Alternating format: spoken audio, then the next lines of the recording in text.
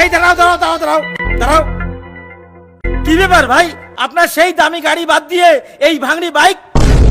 কি বলবো ভাই, দুঃখের কথা যে এই চাকরি করি, ওই চাকরি দিয়ে বর্তমানে সংসার চলে না, তাই দামি গাড়ি বেচে দিয়ে এই ভাঙড়ি কিনেছি, আর ওই গাড়ির টাকা দিয়ে এখন বাজার করে খাচ্ছি। ঠিক বলেছেন ভাই, বর্তমানে বাজার সদার যে দাম, তাতে এই বেতনে সংসার চলে না।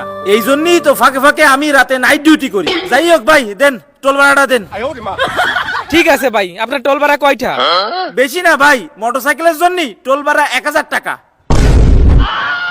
কি কন ভাই, এই মোটরসাইকেলের জন্য 1000 টাকা? সারা মাসে কামাই তো করতে পারি না 1000 টাকা। 1000 টাকা যদি টোল ভাড়াতে জাতি হয়, খাবো কি? ভাই কিছু করার নাই, সরকার আমাকে রেট ধরে দিছে, আপনার দিতেই হবে।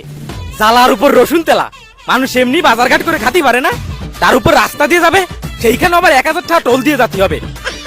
ভালো লাগে না আর। ধুর। উঠো উঠো, যান যান যান যান যান। ভাই একটু ঠেলা দেন।